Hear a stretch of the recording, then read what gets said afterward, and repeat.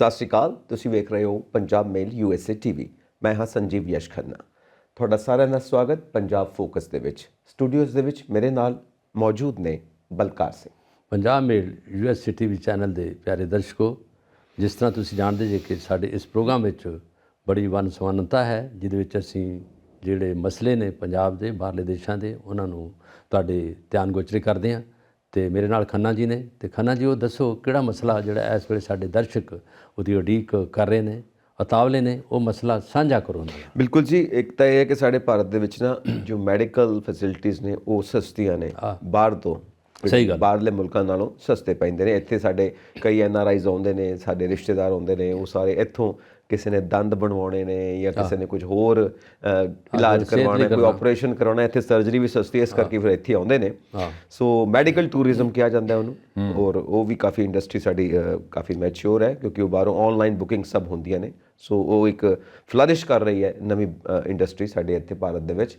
ਸੋ plastic surgery, cosmetic surgery, ਇਹਦੇ ਵਾਸਤੇ ਵੀ ਕਾਫੀ cases ਨੇ। ਬਾਹਰੋਂ ਆਉਂਦੇ ਨੇ ਲੋਕ, ਅਮਰੀਕਾ ਤੋਂ, ਬਾਕੀ ਦੇਸ਼ਾਂ ਤੋਂ ਵੀ ਇੰਡੀਆ ਆ ਕੇ ਇੱਥੇ ਆ ਕੇ ਆਪਣਾ ਸਰਜਰੀ ਕਰਵਾਉਂਦੇ ਨੇ।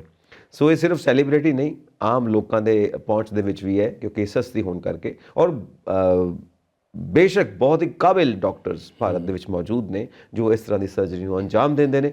ਸੋ ਇੱਕ ਖੁਸ਼ਖਬਰੀ ਹੈ ਕਿ ਵੱਧ ਤੋਂ ਵੱਧ ਇੰਡਸਟਰੀ ਫੈਲ ਰਹੀ ਹੈ, ਜਿਹਨੂੰ ਆਪਾਂ ਮੈਡੀਕਲ ਟੂਰਿਜ਼ਮ ਕਹਿੰਦੇ ਹਾਂ। ਸੋ ਪਲਾਸਟਿਕ ਸਰਜਰੀ ਵਾਸਤੇ ਅਮਰੀਕਾ ਤੋਂ, ਹੋਰ ਵੀ ਦੇਸ਼ਾਂ ਤੋਂ ਆਉਂਦੇ ਨੇ ਭਾਰਤ ਦੇ ਵਿੱਚ ਕਾਸਮੈਟਿਕ ਸਰਜਰੀ ਵਾਸਤੇ ਲੋਕ।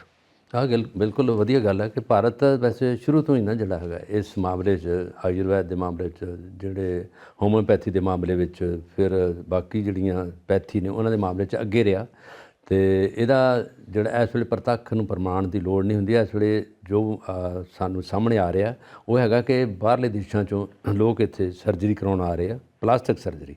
ਔਰ ਉਹਦੇ ਵਿੱਚੋਂ ਅਫਰੀਕਾ 'ਚੋਂ ਵੀ ਆ ਰਹੇ ਆ, ਅਮਰੀਕਾ ਤੋਂ ਵੀ ਆ ਰਿਹਾ, ਬਾਕੀ ਸਾਊਦੀ ਅਰਬ ਜਿਹੜੇ ਏਰੀਆ ਉੱਥੋਂ ਵੀ ਆ ਰਿਹਾ। ਇਹਦਾ ਮਤਲਬ ਹੈਗਾ 50% ਜਿਹੜੀ ਸਸਤੀ ਹੈ ਬਾਹਰ ਨਾਲੋਂ। ਜੇ ਉੱਥੇ $100 ਹੈ, ਇੱਥੇ $50 'ਚ ਸਰ ਜੂਗਾ। ਫਿਰ ਵੰਨ-ਸੁਵੰਨਤਾ ਲੋਕਾਂ ਨੂੰ ਮਿਲ ਜਾਣਗੇ, ਰਿਸ਼ਤੇਦਾਰਾਂ ਨੂੰ ਮਿਲ ਜਾਣਗੇ। ਅਮਰੀਕਨ ਬਹੁਤ ਲੋਕ ਆ ਰਹੇ ਆ, ਪਰ ਕਾਹਦੇ ਲਈ? ਚਿਹਰੇ ਦੀ ਸੁੰਦਰਤਾ ਲਈ, ਚਿਹਰੇ ਨੂੰ ਸੁੰਦਰ ਦਿਖਾਉਣ ਲਈ, ਚਿਹਰੇ ਨੂੰ ਗੋਲ ਮਟੋਲ ਦਿਖਾਉਣ ਲਈ, ਪਿਆਰਾ ਦਿਖਾਉਣ ਲਈ ਲੋਕਾਂ ਦੀ ਇਹ ਹੈਗੇ ਆ। ਕਿਉਂਕਿ ਇਸ ਕਰਕੇ ਹੈਗਾ ਕਿ ਫਿਲਮਾਂ 'ਚ ਤਾਂ ਲੋਕ ਕਰਦੇ ਸੀ, ਸੈਲੀਬ੍ਰਿਟੀ ਕਰਦੇ ਸੀ ਸਕਰੀਨ 'ਤੇ ਆਉਣਾ, ਪਰ ਹੁਣ ਵੀ ਲੋਕ ਚਾਹੁੰਦੇ ਨੇ ਕਿ ਆਪਣੀ ਸੁੰਦਰਤਾ ਨੂੰ ਕਾਇਮ ਰੱਖੀਏ। ਚਾਹੇ ਸਰੀਰ ਭਾਵੇਂ ਕਿੰਨਾ ਦੁਬਲਾ ਪਤਲਾ ਹੋਵੇ, ਪਰ ਚਾਹੁੰਦੇ ਨੇ ਕਿ ਜੁੱਸਾ ਜਿਹੜਾ ਉਹਨੂੰ ਇੰਨਾ ਨਰਵਾ ਨਾ ਰੱਖੇ, ਚਿਹਰੇ ਨੂੰ ਸੁੰਦਰਤਾ ਵੱਲ ਜ਼ਿਆਦਾ ਮੋੜ ਦਿੱਤਾ ਜਾਵੇ। ਔਰ ਉਹਦੇ 'ਚ ਕਈ ਲੋਕ ਰਿੰਕਲਸ ਨੂੰ ਠੀਕ ਕਰਵਾਉਣਾ, ਫੇਸ ਲਿਫਟਿੰਗ ਕਰਵਾਉਣਾ, ਆਈਜ਼ ਦਾ, ਦੰਦਾਂ ਦਾ, ਪਤਾ ਨਹੀਂ ਕੀ ਕੁਝ ਹੈ। ਔਰ ਅੱਖਾਂ ਵੀ ਕਈ ਵਾਰ ਉਹਦਾ ਰੰਗ ਵੀ ਬਦਲ ਦਿੰਦੇ ਨੇ ਅੱਖਾਂ ਦਾ, ਬਹੁਤ ਕੁਝ ਹੈ। ਇਹਨਾਂ ਪੈਸਾ ਖਾਣ 'ਤੇ ਨਹੀਂ ਲਾਉਣਾ ਕਿ ਸਾਡਾ ਜਿਹੜਾ ਚਿਹਰਾ ਠੀਕ ਹੋਵੇ, ਚਿਹਰੇ 'ਚ ਗਲੋ ਆ ਜਾਊਗਾ, ਖੂਨ ਜ਼ਿਆਦਾ ਵਧੂਗਾ, ਉਸ ਪਾਸੇ ਧਿਆਨ ਨਹੀਂ ਗਾ। ਇਹ ਕਹਿੰਦੇ ਮੁਫਤ ਦੇ ਵਿੱਚ ਹੀ ਸਰ ਜੇ, ਤੇ ਆਹ ਕੰਮ ਕਰਾ ਲਓ, ਦਿੱਖ ਸਾਡੀ ਬਦਲਦੀ। ਪਰ ਦਿੱਖ ਬਦਲਦੀ ਹੈ ਖਾਣ ਪੀਣ ਨਾਲ। ਇਹ ਪਤਾ ਕੀ ਹੋਇਆ, ਇੱਕ ਵਾਰੀ ਇੱਕ ਬਜ਼ੁਰਗ ਲੇਡੀ ਹੈ, ਹਾਂਜੀ, ਉਹ ਬਜ਼ੁਰਗ ਲੇਡੀ ਦਾ ਆਪਰੇਸ਼ਨ ਹੋ ਰਿਹਾ ਸੀ, ਹਾਰਟ ਦਾ, ਹਾਰਟ ਸਰਜਰੀ। ਆਪਰੇਸ਼ਨ ਦੇ ਦੌਰਾਨ ਨਾ ਉਹਦੀ ਪਰਮਾਤਮਾ ਨਾਲ ਮੁਲਾਕਾਤ ਹੁੰਦੀ ਹੈ ਤੇ ਪਰਮਾਤਮਾ ਨੂੰ ਕਹਿੰਦੀ ਹੈ, ਬਸ ਹੋ ਗਈ ਛੁੱਟੀ ਮੇਰੀ, ਘੰਟੀ ਵੱਜ ਗਈ। ਕਹਿੰਦੇ ਨਹੀਂ ਹਜੇ ਨਹੀਂ ਘੰਟੀ ਵੱਜਦੀ, ਅਜੇ ਤਾਂ ਹੈਗੇ ਨੇ 25-30 ਸਾਲ। ਕਹਿੰਦੀ ਥੈਂਕ ਯੂ। ਵਾਪਸ ਜਦੋਂ ਆਈ, ਆਪਰੇਸ਼ਨ ਕਾਮਯਾਬ ਹੋ ਗਿਆ। ਹੁਣ ਸੋਚਦੀ ਹੈ, ਜਦ ਪਰਮਾਤਮਾ ਨੇ ਕਿਹਾ 25-30 ਸਾਲ, ਤੇ ਫਿਰ ਹੁਣ ਇੰਜੋਏ ਕਰਨਾ ਚਾਹੀਦਾ, ਹੁਣ ਤੇ ਕਾਫੀ ਟਾਈਮ ਹੈ ਆਪਣੇ ਕੋਲ। ਉਹਨੇ ਜੀ ਜਦੋਂ ਹਸਪੀਟਲ ਤੋਂ ਛੁੱਟੀ ਮਿਲੀ ਸਰਜਰੀ ਤੋਂ ਬਾਅਦ, ਉਸ ਤੋਂ ਬਾਅਦ ਸਰਜਨ ਦੇ ਨਾਲ ਅਪਾਇੰਟਮੈਂਟ ਕਰਕੇ ਨਾ ਪਲਾਸਟਿਕ ਸਰਜਰੀ ਕਰਵਾ ਲਈ। ਉਹ 50-60 ਸਾਲ ਦੀ, ਉਹ ਤਾਂ 25 ਸਾਲ ਦੀ ਬਣ ਗਈ ਮੁਟਿਆਰ। ਟਿਕ ਟਾਕ ਤੁਰੀ ਫਿਰਿਆ ਕਦੇ, ਕਦੀ ਕਿਤੇ ਸ਼ਾਪਿੰਗ ਜਾਣਾ, ਫੁੱਲੀ ਨਾ ਸਮਾਵੇ, ਹੈ ਚਾਹ ਚੜਿਆ ਹੋਇਆ, ਬਿਲਕੁਲ ਜਵਾਨ ਬਣੀ ਹੋਈ ਹੈ। 6-7 ਮਹੀਨੇ ਹੋਏ ਸੀ ਹਜੇ ਇਸ ਗੱਲ ਨੂੰ। ਇੱਕ ਐਕਸੀਡੈਂਟ ਹੋਇਆ, ਸ਼ਾਪਿੰਗ ਕਰਕੇ ਆ ਰਹੀ ਹੈ, ਇੱਕ ਐਕਸੀਡੈਂਟ ਹੋਇਆ, ਡੈਥ ਹੋ ਗਈ। ਓਹੋ। ਤੇ ਉੱਤੇ ਜਦੋਂ ਪਹੁੰਚੀ ਪਰਮਾਤਮਾ ਦੇ ਕੋਲ, ਉਹ ਸਾਰੇ ਅਸਿਸਟੈਂਟਸ ਨੂੰ ਉੱਥੇ ਤਾਂ ਪਹੁੰਚਾਣ ਲਿਆ। ਤਾਂ 25-30 ਸਾਲ ਮੈਨੂੰ ਕਿਹਾ ਸੀ, 6-7 ਮਹੀਨੇ 'ਚ ਮੇਰੀ ਘੰਟੀ ਵਜਾਤੀ, ਮੈਨੂੰ ਉੱਤੇ ਸੱਦ ਲਿਆ। ਝੂਠ ਕਿਉਂ ਬੋਲਿਆ ਮੇਰੇ ਨਾਲ? ਉਹ ਤਾਂ ਕਿਸੇ ਦੇ ਕਾਬੂ ਹੀ ਨਾ ਆਵੇ।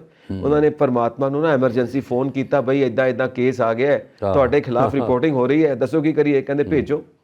ਪਰਮਾਤਮਾ ਦੇ ਕੋਲ ਗਈ, ਕਹਿੰਦੀ ਆਹ ਦੇਖੋ, ਤੁਸੀਂ ਮੈਨੂੰ ਕਿਹਾ ਸੀ 25-30 ਸਾਲ, ਇਹ 6-7 ਮਹੀਨੇ ਜੀ ਤੁਸੀਂ ਘੰਟੀ ਵਜਾਤੀ, ਮੇਰੀ ਉੱਤੇ ਲੈ ਆਇਓ, ਤੁਹਾਨੂੰ ਸ਼ਰਮ ਨਹੀਂ ਆਉਂਦੀ, ਮੈਨੂੰ ਝੂਠ ਬੋਲਦੇ ਹੋ। ਪਰਮਾਤਮਾ ਕਹਿੰਦਾ ਮੈਂ ਕਦੋਂ ਕਿਹਾ? ਹਾਂ ਕਹਿੰਦੀ ਉਹ ਆਪਰੇਸ਼ਨ ਸੀ ਜਦੋਂ ਹਾਰਟ ਦਾ, ਉਦੋਂ ਕਿਹਾ ਨਹੀਂ ਸੀ। ਕਹਿੰਦੇ ਉਹ ਤੁਸੀਂ ਹੋ, ਮੈਂ ਤਾਂ ਤੁਹਾਨੂੰ ਪਛਾਣਿਆ ਹੀ ਨਹੀਂ, ਇੰਨੀ ਜ਼ਬਰਦਸਤ ਸਰਜਰੀ ਹੋ ਗਈ, ਤੁਸੀਂ ਤਾਂ ਬਜ਼ੁਰਗ ਸੀ ਕਿ ਤੁਸੀਂ ਤਾਂ ਮੁਟਿਆਰ ਬਣ ਗਏ, ਮੇਰੇ ਤੋਂ ਗਲਤੀ ਹੋ ਗਈ। ਉਹ ਪਰਮਾਤਮਾ ਵੀ ਕਹਿੰਦਾ ਓ ਮਾਈ ਗॉड, ਕਹਿੰਦੀ ਤੁਹਾਡਾ ਵੀ ਕੋਈ ਗॉड ਹੈ? ਕਹਿੰਦੇ ਹਾਂ ਮੈਨੂੰ ਵੀ ਆਪਣਾ ਪਰਮਾਤਮਾ ਯਾਦ ਆ ਗਿਆ। ਐਡੇ ਕਾਬਿਲ ਸਰਜਨ ਬੈਠੇ ਨੇ ਕਿ ਬਿਲਕੁਲ ਹੀ ਮੁੰਡਾ ਚੇਂਜ ਕਰ ਦਿੰਦੇ ਨੇ, ਬੰਦੇ ਨੂੰ ਮੁਟਿਆਰ ਬਣਾ ਕੇ ਰੱਖ ਦਿੱਤਾ।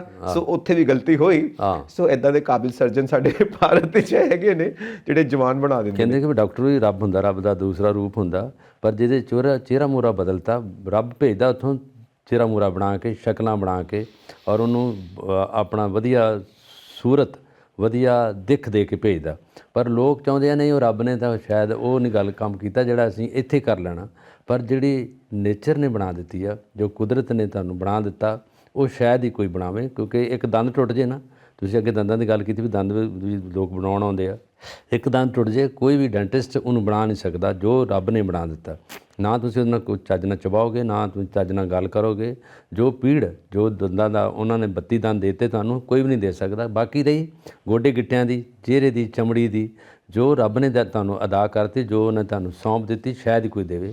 ਪਰ ਅਸੀਂ ਚਾਹੁੰਦੇ ਹਾਂ ਕਿ ਰੱਬ ਦੀ ਰੀਸ ਕਰ ਲਈਏ। ਰੱਬ ਦੀ ਰੀਸ ਕਦੀ ਨਹੀਂ ਹੋ ਸਕਦੀ। ਜਿਸ ਤਰ੍ਹਾਂ ਤੁਸੀਂ ਦੱਸਿਆ, ਮਜਾਈਆ ਗੱਲ ਦੱਸੀ ਆ ਕਿ ਰੱਬ ਨੂੰ ਭੁਲੇਖਾ ਪਾਉਣ ਲਈ ਅਸੀਂ ਚਾਹੁੰਦੇ ਹਾਂ, ਪਰ ਰੱਬ ਨੂੰ ਭੁਲੇਖਾ ਕੋਈ ਨਹੀਂ ਪਾ ਸਕਦਾ। ਉਹ ਦੇਵਤਾ ਵਾ, ਰੱਬ ਆ, ਉਹ ਬਿਲਕੁਲ ਸਹੀ ਗੱਲ ਹੈ। ਸਾਰਾ ਕੁਝ ਕਈ ਵਾਰ ਨਾ ਕੀ ਹੁੰਦਾ ਬਲਕਾਰ ਜੀ, ਜ਼ਰੂਰੀ ਹੋ ਜਾਂਦਾ, ਜਿਵੇਂ ਕਿਸੇ ਦੇ ਗੋਡਿਆਂ ਦਾ ਦਰਦ, ਜੋੜਾਂ ਦਾ ਦਰਦ, ਗੋਡੇ ਕੰਮ ਨਹੀਂ ਕਰਦੇ ਤਾਂ ਉਹਨਾਂ ਨੂੰ ਸਰਜਰੀ ਦੀ ਲੋੜ ਪੈ ਜਾਂਦੀ ਆ, ਜਾਂ ਕਿਸੇ ਹੋਰ ਤਰ੍ਹਾਂ ਦੀ ਸਰਜਰੀ ਦੀ ਲੋੜ ਪੈਂਦੀ ਹੈ। ਕਈ ਵਾਰ ਸੈਲੀਬ੍ਰਿਟੀਜ਼ ਜਿੱਦਾਂ ਫੇਸ ਲਿਫਟਿੰਗ ਕਰਨੀ ਹੈ, ਫੇਸ ਦੇ ਉੱਤੇ ਝੁਰਰੀਆਂ ਆ ਗਈਆਂ, ਉਹਨਾਂ ਦਾ ਹੁਣ ਸਕਰੀਨ ਤੇ ਉਹਨਾਂ ਨੇ ਆਉਣਾ ਹੈ, ਉਹ ਸਾਰੀ ਇਨਵੈਸਟਮੈਂਟ ਹੈ ਉਹਨਾਂ ਦੀ, ਸਰੀਰ ਹੀ ਉਹਨਾਂ ਦੀ ਇਨਵੈਸਟਮੈਂਟ ਹੈ, ਸੋਹਣੇ ਦਿਖਣਗੇ ਤਾਂ ਹੀ ਸਕਰੀਨ ਤੇ ਆਉਣਗੇ। ਸੋ ਕਈਆਂ ਦੀ ਲੋੜ ਵੀ ਹੋ ਜਾਂਦੀ ਹੈ। ਜਾਂ ਕਈ ਰੱਬ ਨਾ ਕਰੇ ਕਿਤੇ ਕੋਈ ਸੜ ਗਿਆ, ਕੋਈ ਚਮੜੀ ਦੇ ਉੱਤੇ ਸੇਕ ਲੱਗ ਗਿਆ, ਉਹਨੂੰ ਕਵਰ ਅਪ ਕਰਨ ਵਾਸਤੇ ਮਤਲਬ ਜਿੱਥੋਂ ਤੱਕ ਡਾਕਟਰ ਕਰ ਸਕਦੇ ਨੇ ਜ਼ਰੂਰ ਕਰਦੇ ਨੇ। ਔਰ ਜਿੱਦਾਂ ਤੁਸੀਂ ਸ਼ੁਰੂ 'ਚ ਆਯੁਰਵੇਦ ਦੀ ਗੱਲ ਕੀਤੀ ਹੈ, ਔਰ ਸਾਡੇ ਪੁਰਾਤਨ ਗ੍ਰੰਥਾਂ 'ਚ ਵੀ ਮਿਲਦਾ, ਉਦੋਂ ਵੀ ਸਰਜਰੀ ਹੁੰਦੀ ਸੀ। ਔਰ ਉਹਦੇ ਵੀ ਫਲਾਣੀ ਥਾਂ ਦਾ ਮਾਸ ਲਾ ਕੇ ਫਲਾਣੀ ਥਾਂ ਲਾ ਦਿੱਤਾ, ਫਲਾਣੀ ਥਾਂ ਤੋਂ ਮਾਸ ਕੱਢ ਕੇ ਜਾਂ ਨਾੜਾਂ ਕੱਢ ਕੇ ਫਲਾਣੀ ਥਾਂ ਲਗਾ ਦਿੱਤੀਆਂ। ਜਿਵੇਂ ਹੁਣ ਲਾਤੇ 'ਚੋਂ ਪਤਾ ਨਹੀਂ ਖੱਬੀ ਜਾਂ ਸੱਜੀ 'ਚੋਂ ਉਹ ਨਾੜ ਕੱਢ ਕੇ ਹਾਰਟ ਸਰਜਰੀ ਵਿੱਚ ਇਸਤੇਮਾਲ ਕਰਦੇ ਨੇ, ਕੁਝ ਇੱਦਾਂ ਵੀ ਮੈਂ ਸੁਣਿਆ। ਮਤਲਬ ਇਹ ਸਭ ਗੱਲਾਂ ਵੀ ਸਟੱਡੀ 'ਚ ਆਉਂਦੀਆਂ ਨੇ। ਸੋ ਇਹ ਚੰਗੀ ਗੱਲ ਹੈ, ਜਿੱਥੇ ਲੋੜ ਪੈਂਦੀ ਆ ਉੱਥੇ ਜ਼ਰੂਰ ਵਰਤ ਲਓ।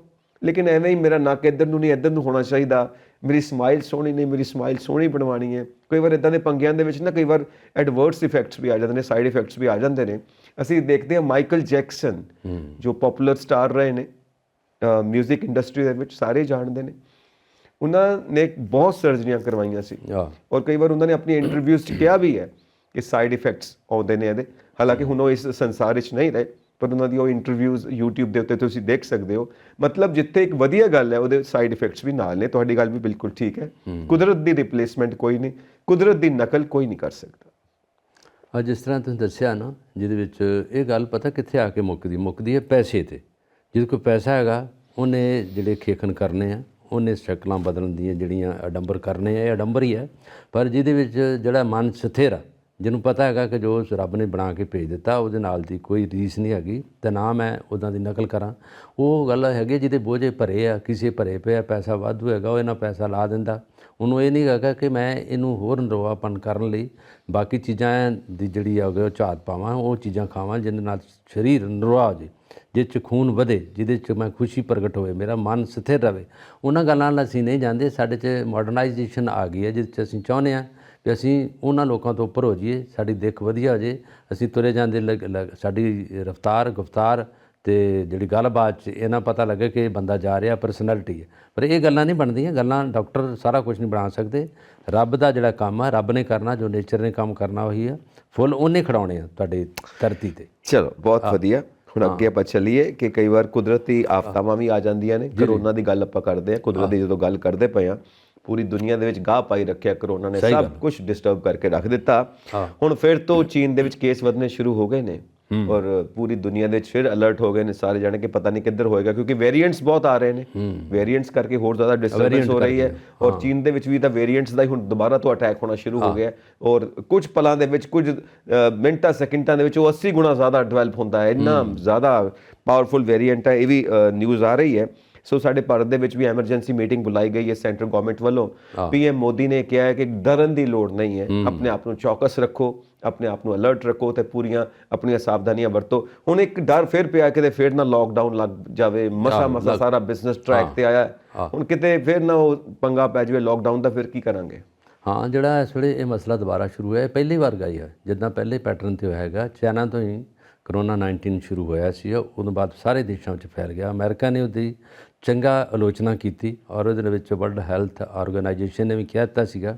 ਐਤਕੀ ਵੀ ਇਹਨਾਂ ਨੇ ਜੋ ਉੱਥੇ ਮਸਲਾ ਹੈਗਾ ਉਹਦੇ ਵਿੱਚ ਉਹਨਾਂ ਨੇ ਕਿਹਾ 2960 ਲੋਕ ਸਾਡੇ ਅਫੈਕਟਡ ਆ, ਜਦੋਂ ਕਿ ਆਂਦੇ 1 ਲੱਖ ਦੇ ਕਰੀਬ ਹੈਗੇ ਆ। ਜਦੋਂ ਆਪਾਂ ਪਿਛਲੇ ਪ੍ਰੋਗਰਾਮ 'ਚ ਜ਼ਿਕਰ ਕੀਤਾ ਸੀਗਾ ਕਿ ਉਹਦੇ ਵਿੱਚ ਜਿੱਥੇ ਹਸਪੀਟਲ ਨੇ ਉੱਥੇ ਲਾਈਨਾਂ ਲੱਗੀਆਂ, ਸ਼ਮਸ਼ਾਨ ਭੂਮੀਆਂ ਦੇ ਵਿੱਚ ਸੰਸਕਾਰ ਕਰਨ ਲਈ ਕੋਈ ਜਗ੍ਹਾ ਨਹੀਂ ਮਿਲ ਰਹੀ, ਵੈਂਟੀਲੇਟਰ ਥੁੜ ਗਏ ਆ, ਔਰ ਜਿਸ ਤਰ੍ਹਾਂ ਦਾ ਪਹਿਲੋਂ ਹੋਇਆ।